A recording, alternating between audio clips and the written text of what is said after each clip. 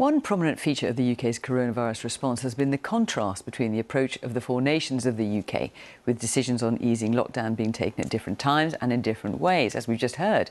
Well, this week we're exploring those contrasts and what they reveal. Here's our Scotland editor, Sarah Smith. Life in Scotland right now feels quite different to the rest of the UK. We are still not allowed into a pub. If you go inside a shop, you must wear a face covering. We're not even allowed to get our hair cut yet. There has been more emphasis on friends and family being allowed to get together, a bit less on getting business back to work. We went into lockdown as one united kingdom. We're coming out as four separate nations.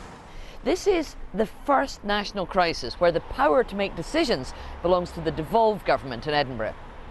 Arguably in the last 3 or 4 months, devolution has mattered and has certainly been visible to the lives of voters in Scotland in a way that frankly it never was doing for the most of the previous 21 years of devolution, because the Scottish Government has been making the crucial life and death decisions about health, about public health, about the management of our hospitals, the management of our care homes, etc.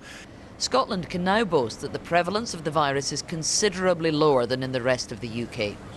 In front of the cameras every weekday, Nicola Sturgeon is the face of this crisis. And they couldn't be more different. Her cautious personality produces a very different approach. Independence campaigners think that's increasing support for their cause. If we have a First Minister who has been dealing with it as competently and empathetically as she has been doing, I think that definitely is influencing people's views about, well, if the Scottish Government can deal with something as big as this, as well as it has been doing, and compared to elsewhere, then why would a Scottish Government not be as capable in dealing with absolutely everything? Scotland has suffered a lower death rate than the UK as a whole. Higher than Wales or Northern Ireland, considerably less than England. Nicola Sturgeon's personal ratings appear to have soared in the last few months. In a recent poll of Scottish voters, she had 60% approval, compared to Boris Johnson on minus 39%. And support for Scottish independence seems to have increased at the same time, rising from 49% to 54% during the pandemic, with 46% of voters telling pollsters they'd want to remain in the UK.